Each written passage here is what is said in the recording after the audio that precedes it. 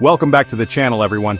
Today we're diving deep into a piece of proposed legislation in the United States that's generating a lot of discussion, the Taiwan Conflict Deterrence Act of 2025, also known as H.R. 1716. This bill aims to deter China from taking aggressive action against Taiwan.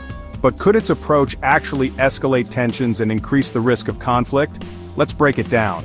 The core of this act, as outlined in the document, is to hit key Chinese officials where it might hurt the most, their personal finances and those of their families.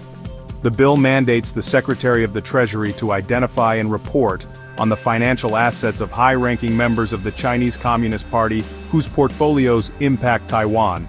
This includes top figures in the Politburo Standing Committee, the Politburo, and relevant Central Committee members.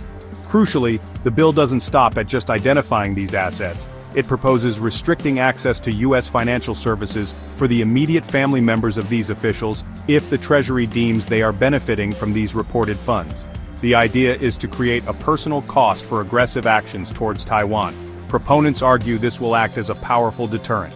The threat of having their family's assets frozen or their access to the U.S. financial system cut off could make Chinese leaders think twice before initiating any military action against Taiwan. However, there's a significant concern about how China might perceive and react to such measures. Historically, the imposition of sanctions and financial threats has not always led to the desired outcome of de-escalation.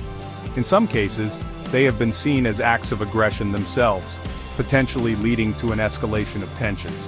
Think about it from China's perspective. This act directly targets their top leadership and their families. It publicly exposes their financial dealings and potentially undermines their authority within China. This could be viewed as a direct provocation and an infringement on their sovereignty.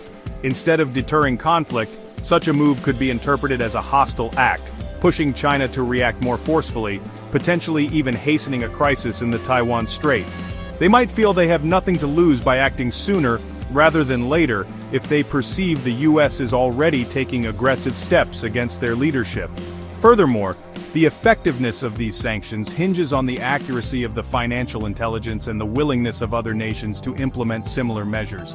If the sanctions are perceived as weak or easily circumvented, they might not have the intended deterrent effect and could still provoke a negative reaction from China.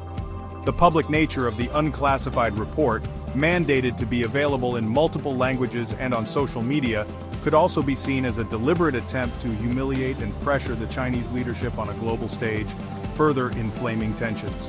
In conclusion, while the Taiwan Conflict Deterrence Act aims to prevent a potential crisis by imposing financial pressure, its direct targeting of top leaders and their families carries a significant risk of being perceived as an aggressive act by China.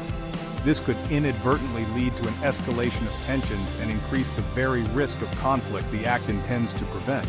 The historical record shows that sanctions are a complex tool with unpredictable consequences. What are your thoughts on this? Do you think this act will be an effective deterrent, or could it backfire? Let us know in the comments below. Don't forget to like this video and subscribe for more in-depth analysis of critical global issues.